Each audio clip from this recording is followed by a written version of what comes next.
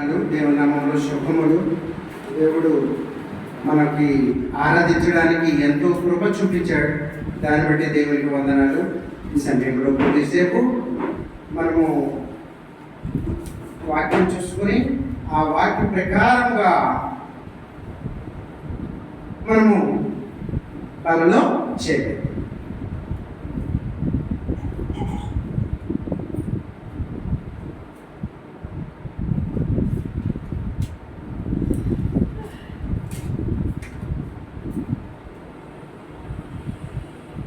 మన సొంత బైబిల్ పైకెత్తి మరొకసారి బైబిల్ పదం పాడుకుందాం.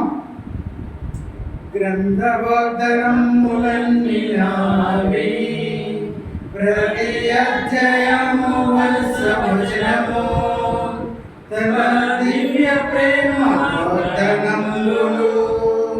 గ్రంథవర్ధనములన్నీ నావే. Okay, thank you.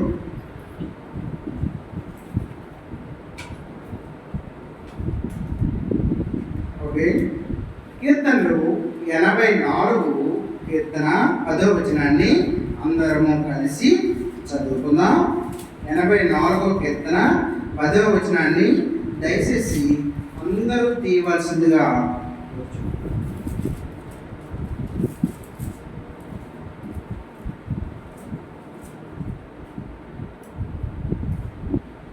నీ ఆవరణంలో ఒక దినము కొడుకుట 1000 దినముల కంటే శ్రేష్టము. భక్తిహీనుల గుడారములో నివసించుట కంటే నా దేవుని మందిర ద్వారము వద్ద నుండుట నాకు ఇష్టము. అలాగే మొదటి కొరింథీయులకు రాసినటువంటి పత్రిక 11వ అధ్యాయము 28వ వచనాన్ని కలిపి చదువు. కాబట్టి ప్రతి మనుష్యుడు తాను పరీక్షించుకునే వలన అలా చేసి ఆ రొట్టెని తిని ఆ పాత్రలోనిది త్రాగవలను. నడిపింపు కోసం ఒక చిన్న ప్రార్థన.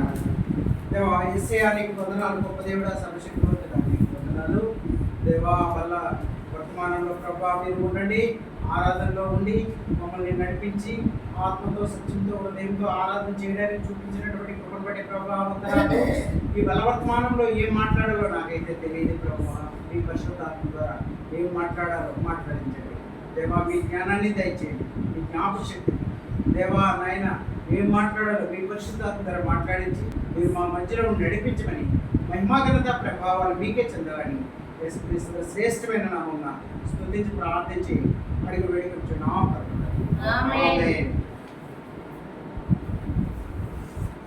ఇప్పుడు మనం చదువుకున్నటువంటి భాగం ఏంటంటే 84వ కీర్తనలో 10వ వచనం చదువుకున్నాం. నీ ఆవరణంలో ఒక దినము గడుపుట 1000 దినముల కంటే శ్రేష్టము. భక్తిహీనుల గుడారములో నివసించడం కంటే నా దేవుని మందిర ద్వారమున నుండుట నాకు ఇష్టము. ఇది వారవ కుమారుడు రాసినటువంటి కీర్తన. ఈ కీర్తనలో దావీదు రాసినటువంటి కీర్తనలు కూడా చెప్తారు. అయితే ఈ కీర్తనలో ఉన్నటువంటి ప్రధాన గాయకులు రాసినటువంటి కీర్తనలో ఉన్నటువంటి సారాంశం ఏంటంటే, నీ ఆవరణంలో ఒక దినము గడుపుట 1000 దినముల కంటే శ్రేష్టం. మనము దేవుని ఆవరణంలో ఒక దినం గడుపుటే ఎంత శ్రేష్టం అంటే 1000 దినములు గడుపుట కంటే శ్రేష్టమట. భక్తిహీనుల గుడారములో నివసించడం కంటే ఏంటి, నా దేవుని మందిర ద్వారము వద్ద నివసిస్తే, అంటే మనకి దేవుని సన్నిధిలో నివసిస్తే ఎంతో గొప్ప, అంటే 1000 దినముల కంటే ఒక దినం కంటే 1000 దినముల కంటే శ్రేష్టము. ఏంటి, ఆయన ద్వారం దగ్గర నివసిస్తే చాలు. అంటే ఎంత గొప్ప ఆశీర్వాదం అంటే దేవుడు అంత గొప్పగా ఆశీర్వదిస్తూ ఉన్నాడు. ఇంకా ఇక్కడ మనం 2వ భాగం చదువుకున్నాం. కాబట్టి ప్రతి మనుషుడు తాను పరీక్షించుకుని వలను అలా చేసి ఆ రొట్టెని తిని ఆ పాత్రలోనిది త్రాగవలను. అయితే మనము బలలో చేయవేసే ముందు మనకుగా పరిశోధించుకోవాలి. మన జీవితం ఎలా ఉందో, మన జీవితం భాగం ఎలా ఉంది, మనం ఎలా నడుస్తున్నాం, మన ఉద్దేశాలు ఎలా ఉన్నాయి, మన హృదయంలో మన తాలూకా హృదయ ఆలోచనలు ఎలా ఉన్నాయి, దేవుని పట్ల మన తాలూకా ఉద్దేశం ఏమైంది, దేవుడు మనతో ఏం మాట్లాడుతున్నాడు, దాన్ని మనం ఫాలో అవుతున్నామా లేదా చూసుకొని బలలో చేయాలి. బల్ల చాలా అంటే దేవుడి శరీరానికి, దేవుడి రక్తానికి సదృశ్యమైనటువంటిది బల. ఆ బలలో చేయవేసేటప్పుడు మనము తప్పనిసరిగా పరిశీలించి పరిశోధించి మనం చేయవేయాలి. అయితే ఈ సమయంలో కొద్దిసేపు వాటిని చూసుకొని మనము బలలో చేయగలుగుతాం. రెండో రాజులు రాసినటువంటి రాజుల గ్రంథం 4వ అధ్యాయము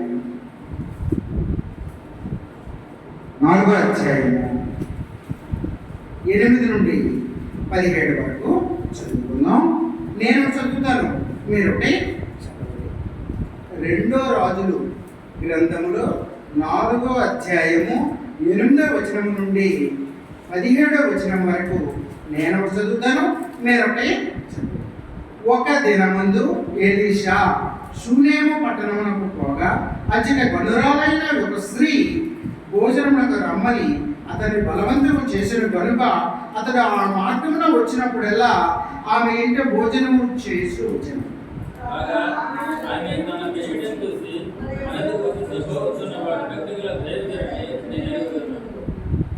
అవునా?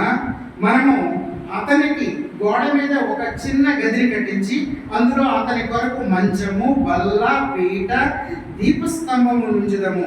అతడు మన ఎద్దకు వచ్చినప్పుడల్లా అందులో బస చేయవచ్చునని చెప్పాను.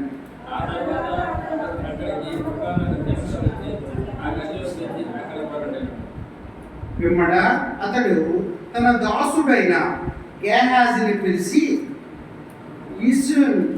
ఈశునేమీరాలని పిలువమనగా వాడు ఆమెను పిలిచెను. ఆమె వచ్చి అతని ముందర నిలవబడినప్పుడు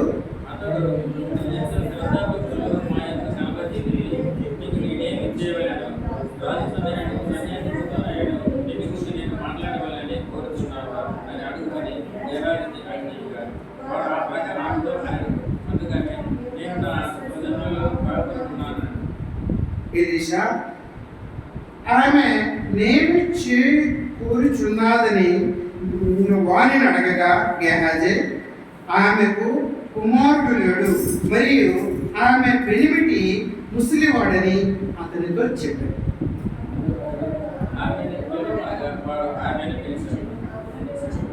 ఆమె వచ్చి ద్వారమందు నిలువగా ఎలీషా మరుసటి ఏట ఈ ఋతువును నీకు ఒకటే కుమారుడుండునని ఆమెతో అనడు. ఆమె ఆ మాట విని దైవజనుడు అయిన నా ఎరినవాడా ఇలాగ పలకవద్దు, నీ దాసురాలునైన నాతో అబద్ధ మాటలు ఆడవద్దు. అందరం కలిసి 17వ వచనం చదువుతాం.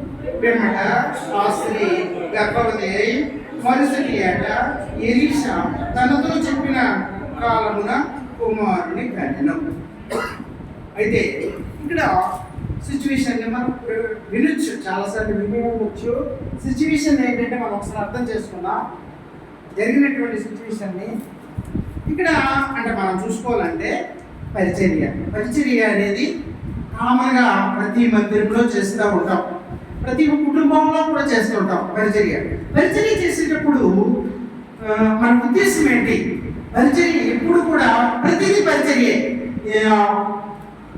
మందిరం మూర్చడం, దాన్ని చక్కగా వినాయకుడు పెట్టి కడగడం, కుర్చీలు వేయడం, చాపలు వేయడం, వచ్చిన వాళ్ళకి వంట చేయడం. కొన్ని దగ్గర పెద్ద మందిరాలు అయితే చెప్పులు కూడా ఒక దగ్గర పెడతారు. దాని తర్వాత ఏ సర్వీస్ చేసినా, ఏ సేవ చేసినా దేవుని కోసం దాన్ని పరిచర్య అంటారు. కొంతమంది విద్యార్థులకు పరిచర్య చేస్తుంటారు, కొంతమంది అయితే చాలా మందికి సువార్త అందిస్తుంటారు. ఒక్కొక్క విధంగా పరిచర్య చేస్తుంటారు. అయితే ఇక్కడ ఈ కుటుంబం చేస్తున్నటువంటి పరిచర్య ఎలాంటిది ఒకసారి మనము చూద్దాం. చక్కనైనటువంటి పరిచర్య. ఆమె పేరు ఎక్కడైతే రాయలేదు కానీ అక్కడ గనురాలైనా చూసారా, ఆమె పేరు బైబిల్లో మెన్షన్ చేయగలిగింది అంటే ఆమె గనురాలైనటువంటి స్త్రీ, అంటే గొప్పదైనటువంటి స్త్రీ, ఒక మంచి మానవత్వం కలిగినటువంటి స్త్రీ, ఒక గొప్ప ఆతిథ్యం ఇచ్చినటువంటి స్త్రీ అన్నమాట చెప్పచ్చు. అంటే ఆ దినంలో ఎలీషా ఏమో ప్రతి దినము ఆ ఏరియా వెళ్ళి పరిచర్య చేస్తూ ఉంటాడు. ఆయన దైవం బిడ్డ అంటే ఎలీషా ఏంటి అంటే ఆయన చక్కగా ఒక గొప్ప దేవుని దూత, దేవుని పరిచారకుడు అని మనం చెప్పచ్చు. అయితే ఆయన ఒక దినమందు ఎలీషా షూనేము పట్టణంలోకి వెళ్ళాడు. వెళ్ళి అచ్చడి గనురాలైనటువంటి ఆ స్త్రీ ఎప్పుడు అయినా ఆమె అబ్జర్వేషన్ చేస్తూ ఉంటుంది. చేసి అతన్ని తీసుకొచ్చి ఇంట్లో కూర్చొని పెట్టి అతన్ని చక్కగా భోజనం పెడతా ఉంటారు. అది ఎంత గొప్ప ఆశీర్వాదం అండి. అంటే సర్వసాధారణంగా ప్రతి ఇంటిలో మనసు ఉండొచ్చు, కానీ అది నెరవేర్చడానికి అవకాశం లేకపోవచ్చు. చాలా మందిని పిలవాలని, చాలా మందికి భోజనాలు పెట్టాలని మా ఋషులు అయితే ఎప్పుడు కూడా ఏం చేస్తారంటే, అన్న మా ఇంట్లో ఇవాళ ప్రేయర్ ఉంది, మీ అందరూ వచ్చేయండి రాత్రికి. అక్కడ బాగుందో బాగులేదు అవన్నీ చూడదు. ఏంటంటే ఇవాళ రాత్రి మా ఇంట్లో భోజనాలు చెప్తాడు. ఏంటి అంటే అలాగన్నట్టుగా పరిచర్య అనేది ఎలా ఉంటుందంటే, భర్త భార్యలు కలిసి నిర్ణయించుకుని ఒక పరిచర్యకి ఒక చక్కనైనటువంటి నిర్ణయం తీసుకుని పరిచర్య అనేది. ఇక్కడ చూసారా, ఇక్కడ ఈ సునేమిరైనటువంటి గనురాలైనటువంటి స్త్రీ ఆమె సొంతంగా నిర్ణయం తీసుకోవడం లేదు, ఆమె తన భర్తతో కలిసి నిర్ణయం తీసుకుంటుంది. అది ఏంటి అంటే అక్కడ చక్కనైనటువంటి చూసారా, ఆ భర్తతో చెప్తుంది, ఏమండి మన ఇప్పుడు అప్పుడప్పుడు మన ఏరియా వస్తున్నటువంటి ఆ గొప్ప దైవజనుడు, అతను చాలా గొప్ప దైవజనుడులా ఉన్నాడండి అని తన ముట్టుగా ఆమె వెళ్ళి అతను పిలుచుకొని వచ్చి భోజనం పెట్టి అతనే అన్ని నిర్ణయాలు తీసుకోవడం లేదు, తన భర్తతో చెప్పి చేయిస్తుంది. అది ఎంత చక్కనైనటువంటి పరిచర్య, చాలా మంచి పరిచర్య. ఏంటి అంటే అక్కడ ఎవరికి ఎటువంటి బాధలు అనేవి ఉండవు. భర్త పరిచర్య చేయడానికి ఇష్టపడుతున్నాడు, భార్య పరిచర్య చేయడానికి ఇష్టపడుతుంది. అలాంటప్పుడు ఇద్దరు కలిసి ఒక మంచి చక్కనైనటువంటి నిర్ణయం తీసుకోవడం అది ఎంతో గొప్ప ఆశీర్వాదం. అయితే అలాగే అలాంటి పరిచర్య చేసిన వాళ్ళు మన బైబిల్లో చాలా మంది ఉన్నారు. అబ్రహాము, శారా, ఇస్సాకు, దాని తర్వాత రెబ్కా, యోసేపు, మరియా, అలాగే ఇంకా అకుల, ప్రిస్కిల్లా, వీళ్ళందరూ చాలా మంది ఉన్నారు మన బైబిల్లో. వాళ్ళు భర్త భార్యలుగా కలిసి చక్కనైనటువంటి పరిచర్య చేసి చాలా మందికి దేవుని వాక్యం తెలిపించి, చాలా మందికి దేవుడు అంటే ఏమిటో చెప్పి ఆ దేవుళ్ళు నడిపించినటువంటి చక్కనైనటువంటి దంపతులు. అలాంటి దంపతులు మనం ఈరోజు ఈ దంపతుల కోసం కొన్ని మాటలు చెప్పుకుంటాం. అయితే ఎంత చక్కగా చూసారా, ఆమె ఏం చెప్తుందంటే, ఆమె భర్తతో ఆమె ఎంత చక్కగా చెప్తూ ఒకసారి 9వ వచనం 10వ వచనం చదువుతాను చూడండి. కాగా ఆమె తన పెనిమిటిని చూసి, మన యొద్దకు వచ్చుపోచున్న వాడు భక్తి గల దైవజనుడని నేను ఎరుగుదును, కావున మనము అతనికి గోడ మీద ఒక చిన్న గదిని కట్టించి అందులో అతని కొరకు మంచము, బల్ల, పీట, దీపస్తంభము నుంచుదము. అతడు మన ఎదుకు వచ్చినప్పుడల్లా అందులో బసవై వచ్చి చెప్పాడు. చూసారు, అతను ఆమె తన సొంతంగా నిర్ణయం తీసుకోలేదు, తన పెనిమిటితో తన భర్తతో చెప్పి ఆ ఇంటి మీద, గోడ మీద ఆ ఇంటి మీద ఒక చిన్న గదిని కట్టారు. ఆ గదిలో దైవజనుడికి ఉండాల్సినటువంటి అర్హత ఏంటి అంటే, దైవజనుడికి ఒక మంచం ఉండాలి, ఎందుకంటే ఉండడం అంత మంచిది కాదు. ఇంకా ఏముండాలంటే ఒక పీట ఉండాలి కూర్చొని ప్రార్థన చేసుకోవడానికి, బల్ల ఒకటి ఉండాలి, ఆ బల్ల మీద తన బైబిల్ని పెట్టుకుని ప్రార్థన చేసుకోవడానికి. ఆ దేవునికి అక్కడ ఉన్నటువంటి నిదర్శనం ఏంటి అంటే అక్కడ దీపస్తంభం, ఇవన్నీ అక్కడ పెడదామా అని ఇద్దరు కలిసి చక్కనైనటువంటి నిర్ణయం తీసుకున్నారు. చూసారా, ఆ కుటుంబ పరంగా చక్కనైన నిర్ణయం తీసుకుని ఆ విధంగానే కట్టించినప్పుడు అక్కడ ఒక మంచి ఒక చిన్న గృహాన్ని, ఒక అందమైనటువంటి ఒక రూమ్లోనే కట్టించారు. కట్టించి ఆ రూమ్లో అతనికి పిలిచి అక్కడ అతను వచ్చినప్పుడల్లా అతను ఆహ్వానిస్తూ ఉండేవారు. అతను ఎప్పుడైతే వస్తారో అన్ని సార్లు కూడా అతన్ని పిలుస్తూ ఆహ్వానిస్తూ తన ఇంటికి తీసుకెళ్ళి పరిచర్య చేసేవారు. అది చూసి ఎలీషా చాలా ముగ్ధుడయ్యాడు.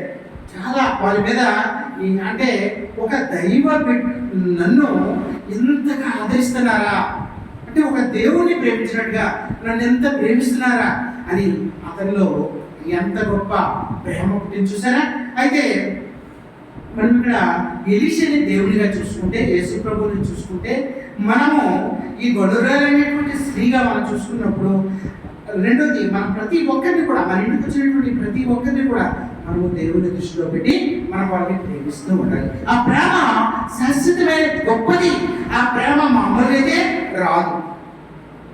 మనం ఆహ్వానించి మన ఇంటికి తీసుకొచ్చి వాళ్ళకి భోజనం పెట్టడం, ఒక గ్లాసులు మంచినీళ్ళ వలన అది నిజంగా దేవుని ప్రేమ, అగాపే ప్రేమ ఉంటేనే కానీ మనం అది ఇవ్వలేము. అది ఇవ్వాలంటే నిజంగా దేవుని ప్రేమ ఉండాలి, ఆ ప్రేమ కలిగి ఉండాలి.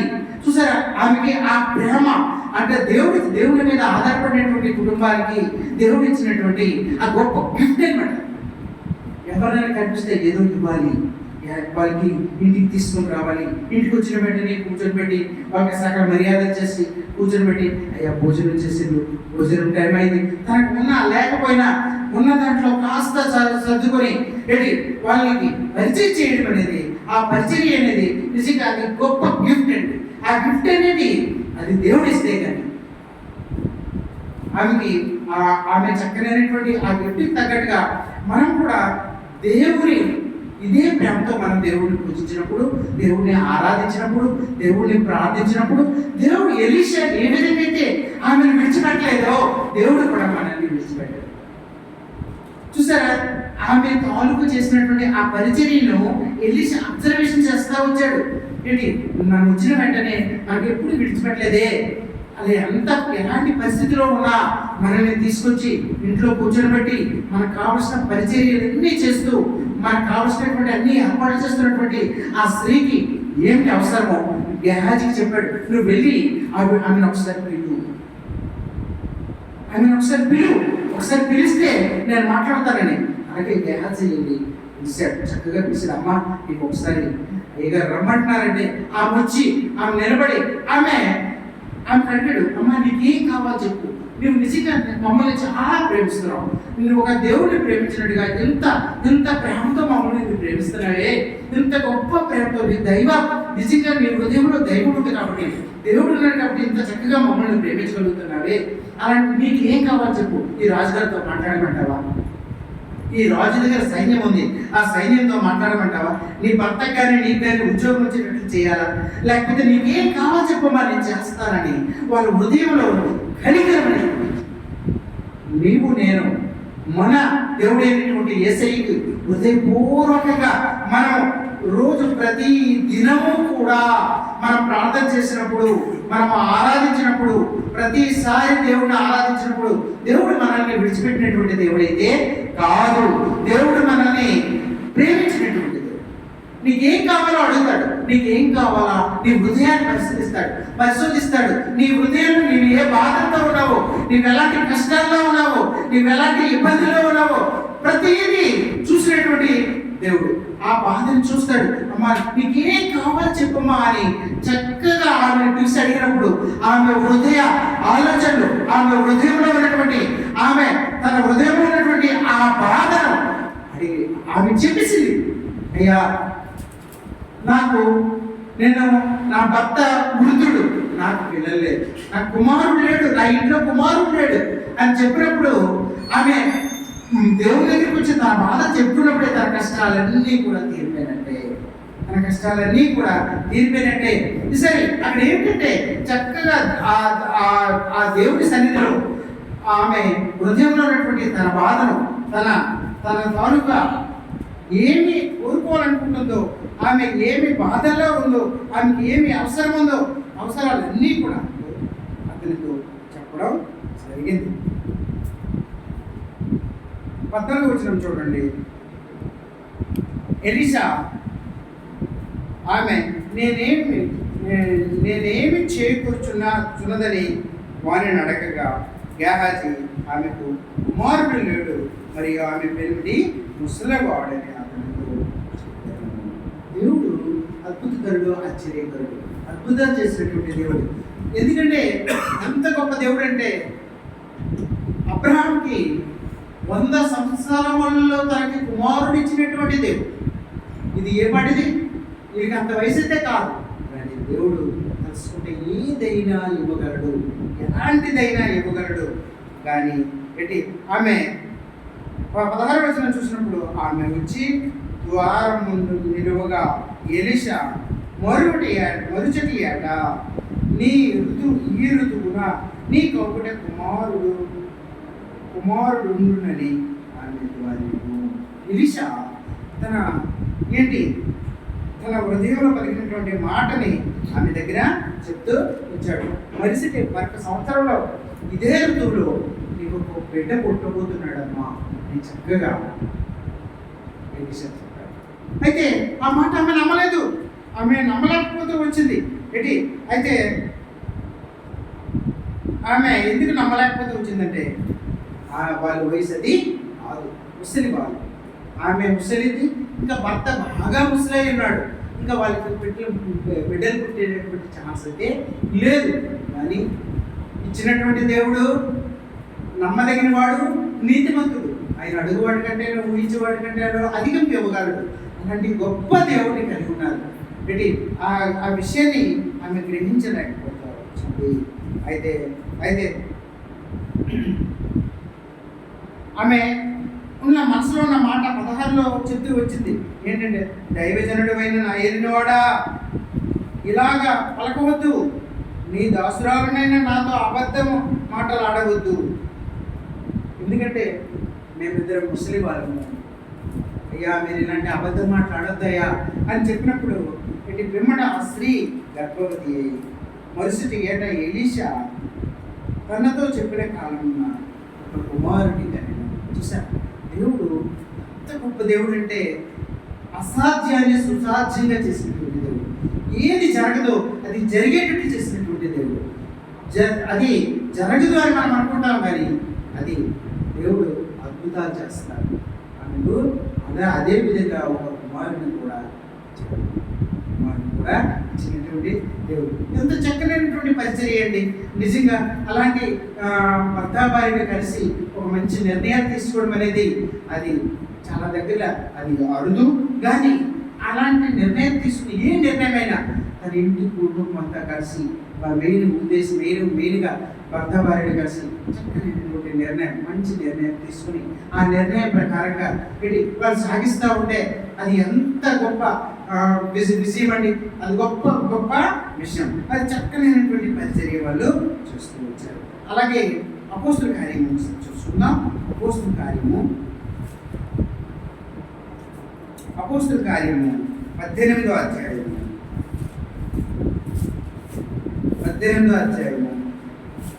1 నుండి 4 వచనాలే చదువుకున్నాం. అటు తరువాత పౌలు ఏథెన్స్ నుండి బయలుదేరి కొరింథునకు వచ్చి పొంతు వంశీయుడైన అకుల అను ఒక యూదుని అతని భార్య అయిన ప్రిస్కిల్లను కనుగొని వారి వద్దకు వెళ్ళాను. యూదులందరూ రోమా విడిచి వెళ్ళిపోవాలని క్లౌదియా చక్రవర్తి ఆజ్ఞాపించినందున వారు ఇటలీ నుండి కొత్తగా వచ్చిన వారు వృత్తికి డేరాల పుట్టువారు. పౌలు అదే వృత్తి గలవాడు కనుక వారితో కాపురముండెను. వారు కలిసి పనిచేయుచుండిరి. అతడు ప్రతి విశ్రాంతి దినమున సమాజ మందిరములో తర్కించుచు యూదులను క్రీస్తులను ఒప్పించుచు ఉండెను. ఇది ఆకుల ప్రిస్కిల్లా గురించి చెప్పినటువంటి మాట. వాళ్ళ పరిచర్య కూడా చక్కగా చూడండి, భర్త భార్యగా ఎంత చక్కగా. అటు తర్వాత పౌలు ఏథెన్స్ వచ్చినప్పుడు ఏథెన్స్ నుండి బయలుదేరి కొరింథీ పట్టణానికి వచ్చాడు. వచ్చినప్పుడు పొంతు వంశీయుడైనటువంటి అకుల అను ఒక యూదుని అతని భార్య అయినటువంటి ప్రిస్కిల్లను కనుగొని వారి యొద్దకు వెళ్ళాడు. చూసారా, ఇక్కడ మనం చూసినప్పుడు పౌలు చాలా చక్కనైనటువంటి పరిచయం. మనకి బైబిల్లో చూసుకున్నప్పుడు, కొత్త నిబంధనలో చూసుకున్నప్పుడు పౌలుకి ఒక గొప్ప ప్రత్యేకత ఉంది. ఎందుకు ఇంత గొప్ప ప్రత్యేకత ఉంది అంటే, పౌలు తన పరిచర్యలో చాలా కష్టాలు అనిపించిన దేవుడిని విడిచిపెట్టలేదు. ఎక్కడ కూడా దేవుడిని విడిచిపెట్టలేదు. కష్టాలు, జైల్లో పెట్టారు, కొట్టారు, తిట్టారు, ఎన్నోసార్లు చంపేశారు కూడా. చంపేసినప్పటికీ దేవుడు వల్ల బ్రతికించి ఇన్ని చేసినా సరే తన పరిచర్యను మాత్రం విడిచిపెట్టలేదు.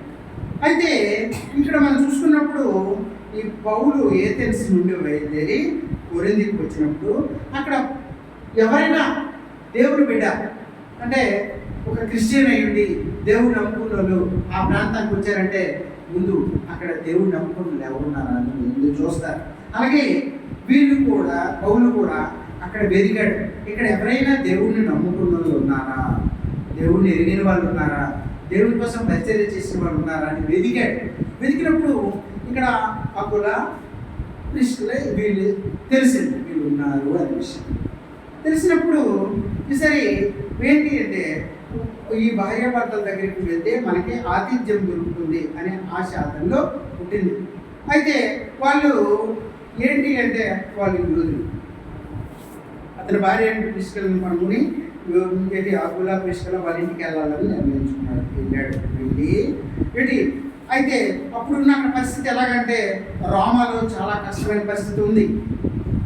2వ వచనంలో రాస్తాడు, యూదులందరూ రోమా విడిచి వెళ్ళిపోవాలని క్లౌదియా చక్రవర్తి ఆజ్ఞాపించున్నారు. అక్కడ ఎవరు యూదులు ఉండకూడదు, అందరూ కూడా ఈ రోమా పట్టణాన్ని విడిచి వెళ్ళిపోవాలి, ఖచ్చితంగా వెళ్ళిపోవాలి. వెళ్ళిపోకపోతే వారి మీద కఠినమైన శిక్ష ఉంటుంది అని అప్పుడు ప్రకటించారు.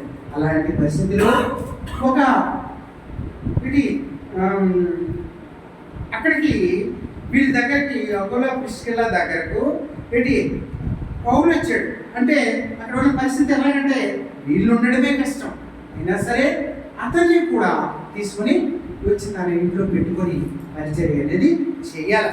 అయితే చాలా కష్టం, కానీ అక్కడ దేవుని ప్రేమను బట్టి, దేవుడు ఇస్తున్నటువంటి విశ్వాసాన్ని బట్టి, ఆ ప్రేమను బట్టి అతన్ని కూడా వాళ్ళ ఇంట్లో పెట్టుకుని సంవత్సరం 6 మాసాలు వాళ్ళ ఇంట్లో పెట్టి పోషించారు. అది గొప్ప విషయం అండి. ఎందుకంటే ఎందుకు వాళ్ళని ఎంచుకున్నాడు అంటే, వాళ్ళని ఎంచుకోవడానికి కారణం ఏంటి అంటే వాళ్ళకి ఆ కుటుంబానికి మంచి ప్రేమ ఉంది. ఆ కుటుంబము ప్లస్ పౌలు కూడా ఒకే వృత్తి కలిగినటువంటి వారు, డేరాలు పుట్టివారు. ఆ డేరాలు పుట్టివారు కాబట్టి వాళ్ళ ఇంట్లోనే ఉండగలిగితే బాగుంటుందనే ఉద్దేశంతో వాళ్ళ ఇంట్లో ఉండగలిగాడు. అయితే ఇలా ఉండి చాలా రోజులు ఉండి ఏంటి వీళ్ళందరూ కలిసి, అయితే మామూలుగా అయితే ఎవరింటికి వెళ్ళాక కానీ వాళ్ళకి మంచి గుణం ఉంది, ఆతిథ్యం ఇచ్చినటువంటి గుణం, చేర్చుకునేటువంటి గుణం ఉంది వాళ్ళకి. అందుకే ఆ కుటుంబం ఇంట్లో చేరడానికి ఈయన ఇష్టపడ్డాడు. అయితే వాళ్ళకి ఇంకా ఏంటి అంటే అపోస్తలుల కార్యంలో దీంట్లో 18వ వచనం ఒకసారి చూద్దాం. పౌలు ఇంకను బహు దినములు అక్కడ ఉండిన తర్వాత సహోదరుడు యొక్క సెలవు పుచ్చుకొని తనకు మృక్కుబడి ఉన్నందున కేంక్రియాలో తల వెంట్రుకలను కత్తిరించుకుని ఓడ ఎక్కి సిరియాకు బయలుదేరాడు. ప్రిస్కిలా అకుల అనేవారు అతనితో కూడా. అంటే వీళ్ళు భర్త భార్యలుగా వీళ్ళు చూసారా, ఏదో ఇందాక మనం చెప్పుకున్నట్టుగానే ఈ భర్త భార్యలు కూడా పరిచయం చేయాలని వాళ్ళతో వీళ్ళు కూడా ఎంత దూరమైతే అంత దూరం వెళ్ళడానికి సిద్ధపడుతూ అంటే పరిచయం చేయాలనే ఉద్దేశం ఉంటే ఏంటి, మనకి మార్గం ఉంటే మనసు ఉంటే మార్గం కరువవుతానట్టుగా మనసు ఉంటే ఈ అకుల ప్రిస్కిలకు కూడా మనసు ఉంది, పరిచయం చేయాలనేటువంటి ఆశ ఉంది. తన ఆశగల ఏంటి జీవితాన్ని తృప్తిపరిచే దేవుడు, ఆశగల ప్రాణాన్ని తృప్తిపరిచే దేవుడు, ఏంటి వాళ్ళ ఆశని తీర్చినటువంటి దేవుడు. అయితే పౌలుతో పాటుగా వీళ్ళు కూడా వెళ్ళి చాలా దూరం వాడకి వెళ్ళి అక్కడ పరిచయం చేసి మంచి ఏ నిర్ణయం తీసుకున్నా భర్త భార్య కలిసి నిర్ణయం తీసుకుంటారు.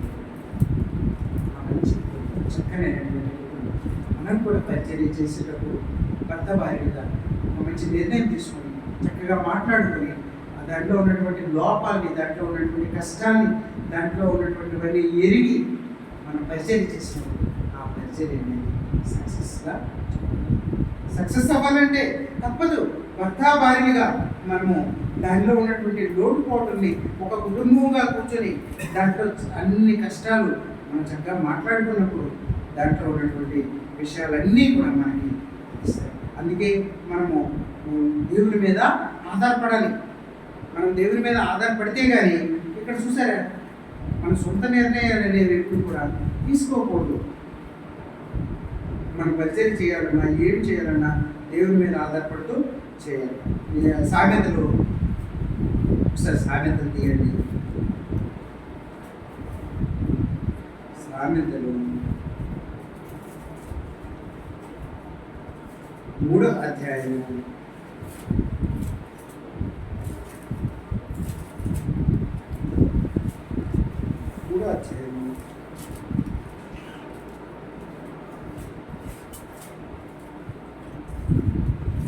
6వ వచనం. నీ ప్రవర్తన అంతటి యందు ఆయన అధికారం ఒప్పుకొను, అప్పుడు ఆయన నీ త్రోవను సరళం చేయను. నేను జ్ఞానిని కదా అని నీవు అనుకునవద్దు. యెహోవా భయభక్తులు కలిగి చెడుతనం విడిచిపెట్టును, అప్పుడు నీ దేహమును నీ ఎముకలకు సత్తువును. చూసారు చక్కగా మాట్లాడుతూ వచ్చాడు. నీ ప్రవర్తన అంతటి నువ్వేం చేయాలనుకుంటున్నావు, నువ్వేమి అసలు ఎలాంటి పరిచర్య లేకపోతే నువ్వు నీ జీవితంలో లేకపోతే నీకు సంబంధించింది నీ కుటుంబానికి సంబంధించింది నువ్వేం చేయాలనుకుంటున్నావు, నీ ప్రవర్తన అంతటి ఆయనకు అధికారం ఇవ్వాలి. ఆయన మన ప్రార్థన చేసి ఆయన దగ్గర పెట్టాలి. అప్పుడు ఆయన నీ త్రోవను సరళం చేస్తాడు. ఏంటి నేనే జ్ఞాని కదా నా ఇష్టం వచ్చినా నేను చేస్తున్నాను అనుకుంటే మనకి ఫెయిల్ అవుతుంది. కాబట్టి అలా జరగకూడదు. అంటే మనం ఎక్కువగా ప్రతి ఏ విషయాన్ని అవ్వచ్చు, మనము ఎలాంటి మన కుటుంబ విషయం అవ్వచ్చు, లేకపోతే మన పిల్లల విషయం అవ్వచ్చు, లేకపోతే ఏ విషయమైనా అవ్వచ్చు, దేవుడి దగ్గర పెట్టి మనం ప్రార్థన చేసి ఆ కొన్ని రోజులు ప్రార్థన చేసిన తర్వాత దేవుని ఇష్ట ప్రకారం చేస్తే సక్సెస్ అవుతుంది. మన ఇష్ట ప్రకారం చేస్తుంది సక్సెస్ అనేది అవదు. దాంట్లో సక్సెస్ అనేది ఉండదు. అందుకే దేవుని ఇష్ట ప్రకారం మనము చేయడం నేర్చుకోవాలి. దేవుని ఇష్ట ప్రకారం ఎవరైతే చేస్తారో అది దేవుడు దాంట్లో ఉన్నటువంటి లోపాలను మనకి తెలియజేస్తాడు. దాంట్లో ఉన్నటువంటి నువ్వు ఇది చేయాలా వద్దా, లేకపోతే నువ్వు ఫర్దర్ స్టడీస్ చదవాలనుకోవచ్చు, లేకపోతే ఒక ఉద్యోగం చేయాలనుకోవచ్చు, లేకపోతే కోచింగ్ వెళ్ళాలనుకోవచ్చు. ఏం చేసినా సరే ఆ విషయాన్ని దేవుని సన్నిధిలో పెట్టాలి. మన కుటుంబ విషయంలో దేవుని దగ్గర పెట్టి ప్రార్థన చేసి మన జ్ఞానమని మనం అనుకోవచ్చు. కానీ అది మనకంటే జ్ఞానవంతులైన దేవుడు ఉన్నాడు. దేవుని సన్నిధిలో మనము ఆ విషయాన్ని పెట్టి మనం ప్రార్థన చేసినప్పుడు దేవుడు మనల్ని తప్పకుండా మన త్రోవను సరళం చేస్తాడు, మనల్ని ఇస్తాడు. ఇక్కడ చూడండి, ఈ అపోస్తల కార్యం 18వ వచనంలో చక్కగా చెప్తూ వచ్చాడు. అయితే ఈ ప్రిస్కిల వాళ్ళు వీళ్ళందరూ కలిసి ఏం చేశారంటే 18వ వచనంలో లాస్ట్కి చెప్తూ వచ్చాడు. ఓడ ఎక్కి సిరియాకు బయలుదేరిన ప్రిస్కిల అకుల అడువారు అతనితో కూడా చూసారా. వాళ్ళ ఇంటికి వచ్చాడు పౌలు, అక్కడ ప్రిస్కిల ఇంటికి వచ్చాడు. వచ్చిన తర్వాత వీళ్ళందరికీ పరిచయం చేశారు. అక్కడ రోమా ప్రభుత్వం చాలా కష్టమైన ప్రభుత్వం. అక్కడ ఎవరైనా పరిచయం చేస్తే యూదుల్ని అసలు రోమా దేశంలోనే ఉండొద్దు, వాళ్ళు ఉంటే కఠిన శిక్షలు చెప్పినా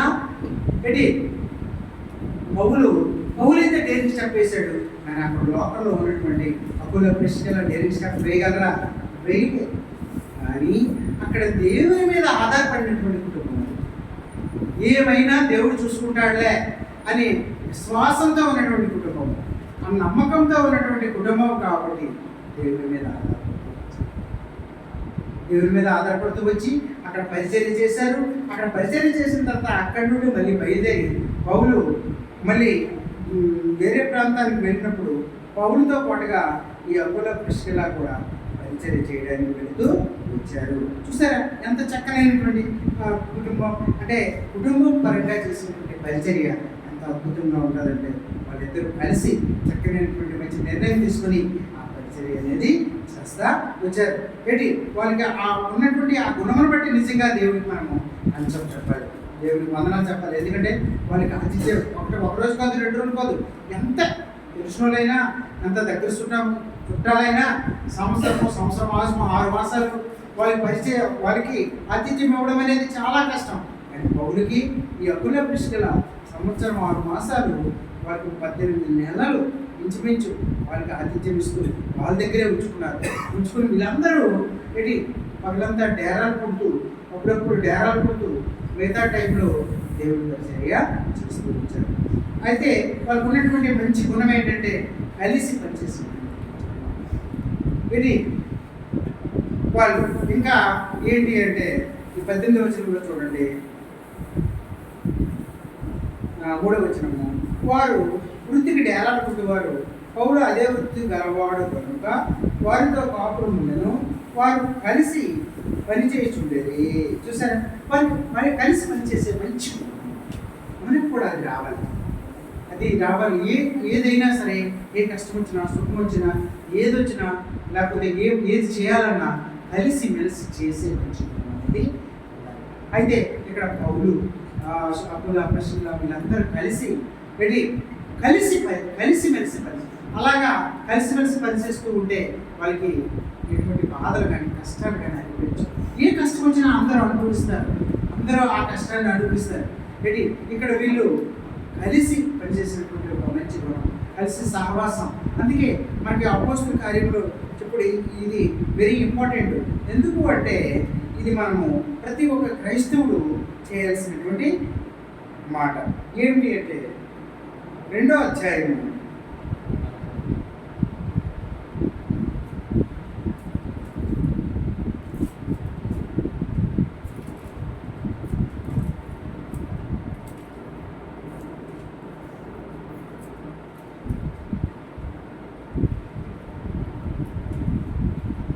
అపోస్తల కార్యము బోధయందును సహవాసమందును వృత్తి విడిచిపెట్టుట 2:42 ఒకసారి చూడండి. వీరు అపోస్తులు బోధయందును సహవాసమందును రొట్టె విడిచిపెట్టుటయందును ప్రార్థన చేయుటయందును ఎడతెగక ఉండేది. అది ఉండాలి, అది కలిసి ఇందులో సహవాసం ఉంటుంది కదా. అపోస్తులు ఎలా ఉండేవారు ఆ రోజుల్లో అంటే బోధించటందును సహవాసం చేయటందును సహవాసం కలిగి ఉండేవారు. ఒకరితో ఒకరు, ఒక కుటుంబంతో ఇంకో కుటుంబం, ఒక కుటుంబానికి అందరు కుటుంబాలు ఉండేవారు. అక్కడ ఒక రోజు ఉండేవారు, వీళ్ళతో వాళ్ళు సహవాసాలు ఆ విధంగా ఉండేవారు. సహవాసం కలిగి ఉండేవారు. అలాగే రొట్టె విడిచిటందును నిరంతరం రొట్టె విడుస్తూ వచ్చేవారు. ప్రార్థన చేయటందు వాళ్ళందరూ కలిసి ప్రార్థన చేసేవారు. ఇవన్నీ కూడా ఎడతెగక ఉండేది. ఆ విధంగా అలాంటి పరిచర్య కూడా చూస్తూ ఉన్నారు. వారు కలిసి పనిచేయడం.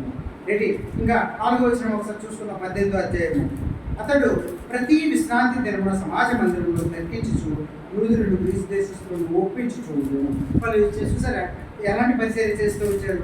ప్రతి విశ్రాంతి దినమున సమాజ మందిరంలో తర్కించుచు యూదులను గ్రీసు దేశస్తులను ఒప్పించుచు వాళ్ళ పరిచర్య. అంటే అక్కడ రాజు ఆ క్లౌజియ చక్రవర్తి అయినటువంటి చక్రవర్తి ఎలాంటి శిక్ష అనుభవించినా, ఇక్కడ నుండి వెళ్ళిపోమని ఆజ్ఞించినా వాళ్ళు మాత్రం ఏమేమి చూస్తున్నారంటే దేవుడు వైపు మాత్రం చూస్తున్నారు. వాళ్ళు పరిచర్య చేస్తున్నారు. వాళ్ళు చేసినటువంటి పని ఏంటంటే చాలామందికి దేవుని పరిచయం చేయడం, చాలామందికి ఒప్పించడం, దేవుని వైపు చూపించడం, వాక్యం చదవడం నేర్పించడం, వాళ్ళ కుటుంబంతో సహవాసం చేయడం, వాళ్ళ కుటుంబానికి కుటుంబంతో తీసుకొని రావడం, వాళ్ళు వీళ్ళు కలిసి భోజనాలు చేయడం, వాళ్ళు వీళ్ళు కలిసి చేయడం. ఇవన్నీ అంటే వాళ్ళు అలాంటి కష్టం మనకి ఇప్పుడు ఫ్రీగా ఉంది. మనం ఇక్కడ చూసుకుంటే మన రాష్ట్ర ప్రభుత్వం మనకి వేళ ఇచ్చినటువంటి కొద్దిగా మంచి అవకాశం అని మనం చెప్పవచ్చు. ఎందుకంటే మనము పరిచయం చేసుకోవచ్చు, ఎక్కడైనా చేసుకోవచ్చు, ఎవరికి ఇబ్బంది కలగకుండా చేసుకోవచ్చు. ఎందుకంటే అక్కడ ఉన్న పరిస్థితి ఈ రాష్ట్ర ప్రభుత్వంలో ఒక ముఖ్యమంత్రిగా తాను కూడా దేవుడు నమ్ముకున్నాడు కాబట్టి మనం ఈరోజు హ్యాపీగా పరిచయం చేయొచ్చు. అప్పుడున్న రోజుల్లో రోమా ప్రభుత్వంలో ఎలా ఉందంటే ఎవరైనా పరిచయం చేస్తే వాళ్ళకి శిక్షలు చాలా ఎలాంటి శిక్షలు అంటే భయంకరమైనటువంటి శిక్షలు. ఎవరైతే యూదులు ఉన్నారో, ఎవరైతే దేవుడి కోసం తెలియజేస్తున్నారో వాళ్ళకి ఇచ్చినటువంటి శిక్షలు అనేటువంటి రోమా ప్రభుత్వం అందరూ కూడా కూర్చొని వాళ్ళకి ఆ గ్రౌండ్లో విడిచిపెట్టి పులుడు సింహాన్ని విడిచిపెట్టేసేవాళ్ళు. అవి వాళ్ళని పరిగెత్తుకుని వెళ్ళి చీల్చి వాళ్ళని ముక్కలు చేసి తింటూ ఉంటే చూసి ఆనందించేవారు. ఒక చర్మాలు ఉండేవి, ఆ చర్మాల్లో కుట్టి ఎండలో పడేసేవారు. ఆ ఎండలో అలా ఎండుతూ ఉంటే ఆ చర్మం అలాగా అరిగి అలాగా వాళ్ళు చేతులు తరుపుని చచ్చిపోతూ ఉంటారు. అప్పుడు ఉన్నటువంటి శిక్షలు అవి. యేసు ప్రభుకు శిక్ష విధించింది ఆ ప్రభుత్వమే. సిలువ వేసి అప్పుడు ఉన్నటువంటి వారికి అతిపెద్ద శిక్ష, అంటే ఎవరైతే అతిపెద్ద శిక్ష అనుభూలో ఆ శిక్ష చేయగలరో వాళ్ళకి సిలువ వేసేవారు. ఏంటి వాళ్ళు ఆ సిలువ అనేది చూసి మరొకరు ఇంకొకరు చేయకూడదని ఉద్దేశంతో అలా చేసేవారు. అలాంటి శిక్ష ఆ రోజుల్లో ఇచ్చేవారు. నేను ఇప్పుడు మనకంత ఫ్రీగా ఉన్నప్పటికీ మనము సర్వీస్ చేయలేకపోతున్నామే, మనము పరిచర్య చేయలేకపోతున్నామే, సువార్త అందించలేకపోతున్నామే. నేను ఆ దినముల్లో వాళ్ళు కష్టపడి దేహాలు కొట్టుకుంటూ చిన్న చిన్న కష్టాలు ఏంటి అవన్నీ చేస్తూ డబ్బులు సంపాదించుకుంటూ చాలామందిని ఏంటి కలిసి మెలిసి పరిచర్య చేసినటువంటి నిజంగా వాళ్ళకి హ్యాండ్స్. ఎందుకంటే దేవుని పట్ల ఉన్నటువంటి ఆ భారం, వాళ్ళకి అంత పెద్ద రెస్పాన్స్ ఉంది, వాళ్ళకి అంత గొప్ప బాధ్యత ఉంది దేవుని పరిచర్య చేయాలని. ఎందుకంటే పౌరుడికి ఎన్నిసార్లు కొట్టారో, ఎన్నిసార్లు జైలుకి పంపించారో, ఎన్నిసార్లు ఎన్నో విధాలుగా చేసినప్పుడు రాళ్ళతో కొట్టారు, కప్పలతో కొట్టారు, ఈ పడాలతో కొట్టారు. ఎన్ని చేసినా సరే దేవుని వైపు చూశారు, ఈ దెబ్బల వైపు కానీ ఈ లోకం వైపు చూడాలి. అయితే ఇక్కడ ఈ క్లౌదియా నుండి వచ్చినటువంటి ఇక్కడ ఈ కొరింథీకి వచ్చినటువంటి ఏథెన్స్ నుండి కొరింథీకి వచ్చినటువంటి ఈ పౌలు ఒక దేవుని బిడ్డ ఇల్లు ఎంచుకున్నాడు. ఆ ఇంట్లోనే ఉంటూ పరిచయం చేయడం అనేది అందరూ కలిసి వాళ్ళతో సహవాసం ఉండడం వల్ల ఏంటి లాభం అంటే వాళ్ళు ఫీల్ అవుతారు. ఒక మంచి బుద్ధులు ఎవరికైతే ఉన్నాయో వాళ్ళతో చెడు బుద్ధులు ఉన్నటువంటి వాళ్ళు సహవాసం చేస్తే కొన్ని రోజులు వాళ్ళు చేంజ్ అయిపోతారు. వీళ్ళు కూడా అన్ని మంచి బుద్ధులు వచ్చేస్తారు. సహవాసంలో ఉన్నటువంటి గొప్పతనం. అందుకే మన ఫ్రెండ్స్ మనం చెప్పాలి మన పిల్లలకి, మంచి వాళ్ళతో సహవాసం చేయండి, మంచి వాళ్ళతో తిరగండి. చెడు వాళ్ళతో తిరిగేటప్పుడు మనం ఒక రెండుసార్లు అబ్జర్వేషన్ చేసి వాళ్ళతో ఎందుకు తిరుగుతున్నావు ముందు కట్ చేయండి చెప్పాలి. వాస్తవం. ఎందుకంటే ఒకసారి నేను అబ్జర్వేషన్ చేస్తే నేను హైదరాబాద్ గురుకుల కోచింగ్కి వెళ్ళిపోయి అక్కడ కోచింగ్ తీసుకున్నప్పుడు అక్కడ చాలామంది ఒక ఇద్దరు ముగ్గురు స్టూడెంట్స్ అయితే ఏదో ఇంట్లో బాధపడలేక తల్లిదండ్రులు బలత్కారం చేయడం వల్ల కూర్చున్నాడు. వాళ్ళ పని ఏం లేదు, తింటున్నారు, పడుకుంటున్నారు, ఇంకో పని లేదు. ఆ రూమ్లో ఉంటున్నారు, చక్కగా టిఫిన్ చేసేస్తున్నారు, వచ్చి పడుకుంటున్నారు, మధ్యాహ్నం లంచ్ చేస్తున్నారు, వచ్చి పడుకుంటున్నారు, రాత్రి తినేసి మళ్ళీ వెంటనే పడుకుంటుపోతున్నారు. అయితే మేము ఆ రూమ్లో ఒక 7-8 మంది ఎప్పుడు చదువుకున్నటువంటి వాళ్ళు. ఒక వారం రోజుల తర్వాత వాళ్ళు ఏమైందో తెలియదు కానీ వాళ్ళు చేంజ్ కనిపించింది. వాళ్ళు కూడా మాతో కలిసి చదవడం మొదలెట్టారు. మీరే చదువుతున్నారు, నాకు సిగ్గేస్తుందని చెప్పేసి వాళ్ళు కూడా మాతో కలిసి చదవడం మొదలుపెట్టారు. వాళ్ళు కూడా మాతో పాటుగా ఇంటైపు లేవలేకపోయినా మేము లేచిన 3 గంటలు లెగిస్తాం, 4 గంటలు లేచి మాతో పాటు చదివేవారు. మళ్ళీ టిఫిన్ చేసి వచ్చిన తర్వాత చదివేవారు, మళ్ళీ మధ్యాహ్నం భోజనం చేసిన తర్వాత పడుకునేవారు కాదు. వీళ్ళకి అడిగితే మాకు సిగ్గేస్తుంది, మీరంతా చదువుతుంటే పడుకోవడము మాకు సిగ్గేస్తుందని. అందుకే సహవాసం అనేది మంచి వారితో సహవాసం చేయిస్తే చెడ్డవారు మంచివారు. అదే ఈ చెడ్డవారు ఎక్కువ మంది ఉన్నారనుకోండి, ఈ మంచివారు చెడ్డవారు. అందుకే సహవాసం అనేది చాలా ముఖ్యం. అందుకే రొట్టె విడిచి అందను, బోధ అందను, సహవాసం అందను పెట్టి ఆ రోజు వాళ్ళు ఎడతెగకుండేవారు. మన తాలూకు సారాంశం కూడా మన ఎబ్రోడ్ సంఘం ఉద్దేశం కూడా సహవాసం కలిగి మనము ఉండాలి. రొట్టె తిరగడం ఎడతెగకుండాలి, ప్రార్థన ఎడతెగకుండాలి చేస్తూ ఉండాలి. అందుకే ఇక్కడ 2 కుటుంబాలు మనం ఒకసారి చూసుకున్నాము. ఆ 2 కుటుంబాల్లో ఏంటి ఆ గనురాలైనటువంటి స్త్రీ తన భర్తతో కలిసి చక్కనైనటువంటి పరిచయం చేస్తూ వచ్చింది. అంటే ఆ దైవజనుడిని, ఆ ఎలీషాని తన ఇంటికి తీసుకొచ్చి ఒక గృహాన్ని కట్టి, ఒక ఇంటిని కట్టి, ఆ ఇంట్లో తనకు కావాల్సిన పెట్టి పరిచయం చేయడానికి ఏర్పాటు చేసినటువంటి ఆ మంచి మనసును బట్టి అలాంటి మనసు మనకు కూడా ఇవ్వాలి.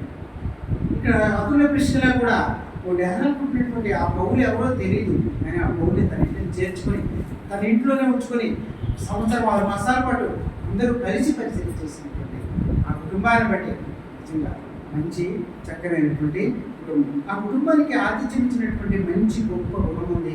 కలిసిమెలిసి పనిచేసినటువంటి మంచి స్వభావం ఉంది. విశ్రాంతి దినంలో కూడా సమాజ మందిరంగా వాళ్ళందరూ కూడి చక్కగా దేవుని మాటలు కొన్ని చెప్పుకొని ఆ మంచి మనసు ఉంది. దాని తర్వాత అందరికీ ఒప్పించినటువంటి స్వభావం వాళ్ళకు ఉంది. దానికి అలాగే ఇంకా అపోస్తల కార్యంలో 24:26 ఒకసారి చూద్దాం. 24:26 అలెగ్జాంద్రియా వాడైనటువంటి అపోలో అనే ఒక యూదుడు ఎఫెసుకు వచ్చెను. అతడు విద్వాంసులను లేఖనముల యందు ప్రావీణ్యుడై ఉండెను. అతడు ప్రభువు మార్గము విషయమై ఉపదేశము పొంది తన ఆత్మయందు తీవ్రపడి యోహాను బాప్తీసం మాత్రమే తెలుసుకున్న వాడినైనను యేసును గూర్చి సంగతులు వివరముగా చెప్పి బోధించుచు సమాజ మందిరంలో ధైర్యముగా మాటలాడిన ప్రారంభించాడు. ప్రిస్కిల్ల అకుల విని అతన్ని చేర్చుకుని దేవుని మార్గము మరి పూర్తిగా అతనికి విషయం. అయితే వాళ్ళు ఈ అకుల ప్రిస్కిల్ల అబ్జర్వేషన్ చేస్తూ వచ్చారు. వాళ్ళు చెప్తున్నటువంటి వాళ్ళు బోధిస్తున్నటువంటి విధానము కొంచెం తప్పులు ఉన్నప్పటికీ వాళ్ళు తెలిసి అలా కాదు, ఇలా బోధించాలి, దాని సారాంశం ఇది అని చెప్పి వాళ్ళని చేర్చుకొని వాళ్ళు పూర్తిగా దానికోసం ఆ వాక్యం కోసం విసిరిపరిచినటువంటి మంచి గుణం కూడా వాళ్ళకి ఉంది. అయితే వాళ్ళకి ఈ 18:3 వచనం చూసుకున్నప్పుడు ఏంటంటే వారు వృత్తి డేరాడుకుంటూ వారు పౌరు అదే వృత్తి వాడుకుంటూ వారితో కాపురం ఉండను. వారు కలిసి పనిచేసినటువంటి మంచి గుణం అంటే అందరితో కలిసి అది మనకి అవసరం. చాలామంది కలవరు, ఎవరితో కూడా కలవరు, అలా ఉండకూడదు.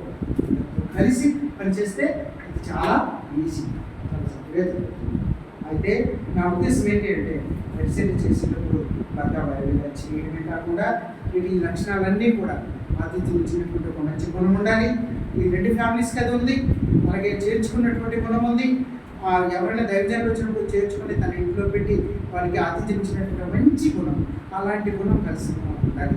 కలిసి పనిచేసినటువంటి మంచి స్వభావం. అలాగే ప్రతి విశ్రాంతి దినంలో కూడా సమాజ మందిరంగా కూడి వాక్యం చదువుకొని ప్రార్థన చేసుకున్నటువంటి ఒక మంచి గుణం, అందరినీ ఒప్పించినటువంటి స్వభావం, దేవుని పనికి సహకారంగా ఉన్నటువంటి కుటుంబం. అలాగే ఎవరికైతే ఈ లేఖనం పట్ల అవగాహన ఉందో అవగాహన కల్పించినటువంటి స్వభావం, కలిసిమెలిసి పనిచేసినటువంటి మంచి స్వభావం, ఇవన్నీ కూడా వాళ్ళకి ఉన్నటువంటి ఒక మంచి కుటుంబం. అలాంటి కుటుంబంగా మనం కూడా జీవించాలంటే మనం దేవుని మీద పూర్తిగా ఆధారపడాలి. ఇక్కడ చూడండి, ఒకసారి ఫైనల్గా ఒక వాక్యం చూసుకొని మనము ప్రార్థనలోకి అలలో చేయడానికి వెళ్ళిపోవాలి. కీర్తనలు 119వ అధ్యాయము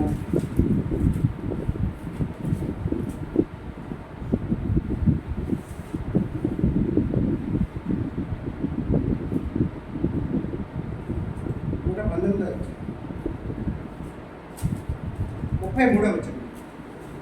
యెహోవా నీ కట్టడాలను అనుసరించుటకు నాకు నేర్పుము, అప్పుడు నేను కడమట్టుకు వాటిని వైకొందుకు. అలాగే 34 నీ ధర్మశాస్త్రం నన్ను అనుసరించుటకు నాకు బుద్ధి దయచేయు, అప్పుడు నా పూర్ణ హృదయంతో నేను దాని ప్రకారం నడుచుకున్నాను. దేవుణ్ణి అడిగినప్పుడు దేవుడు మనకి ఎలా నడుచుకోవాలి, కుటుంబాన్ని ఎలా కట్టాలి, అలాగే మనం ఆతిథ్యించినటువంటి ఆ మంచి గుణము, కలిసిమెలిసి పనిచేసినటువంటి ఆ గుణం రావాలంటే మనం ఎలా ఉండాలో దేవుడిని అడిగే ధర్మశాస్త్రం దగ్గర పెట్టి మనం ప్రార్థన చేసినప్పుడు దేవుడు తప్పకుండా మనకి ఇస్తాడు. దేవుడు ఈ వాక్యాన్ని దీనికి కొద్దిసేపు